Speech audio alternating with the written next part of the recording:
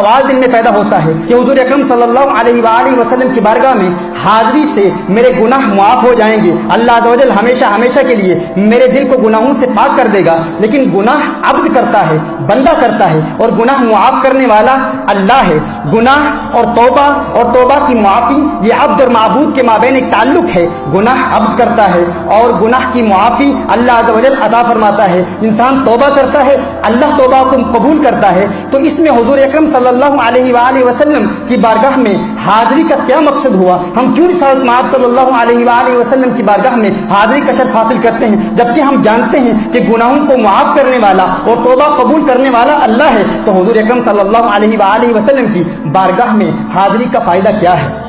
ایک ذہن میں ایک وسوسہ پیدا ہوتا ہے. What is the point of going to the beloved of Allah sallallahu alayhi wa alayhi wa sallam? Why do you have to go to Rasulullah sallallahu alayhi wa alayhi wa sallam? If you have committed a sin, if you have repented from the sin, then repentance is between you and your Lord. If you have committed a sin, then you have displeased Allah subhanahu wa ta'ala, and in order for you to attain the pleasure of Allah subhanahu wa ta'ala, you must seek forgiveness. Ask Allah subhanahu wa ta'ala to forgive you. Allah subhanahu wa ta'ala will forgive your sins.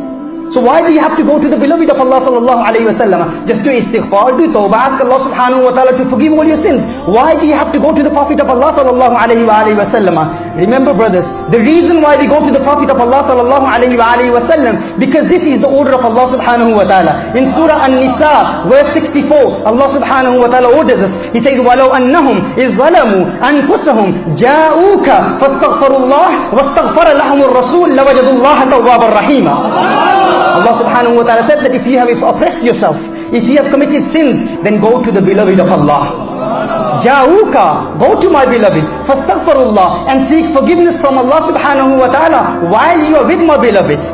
When you are in the company of my beloved, or when you are at Madinatul Munawwara, seek forgiveness from Allah subhanahu wa ta'ala while being with the beloved of Allah. And if the beloved of Allah seeks forgiveness for you, fastaghfirullah wastaghfara lahum ar-rasul lawajadullah tawwaban rahima, then you will find Allah most forgiving and most merciful.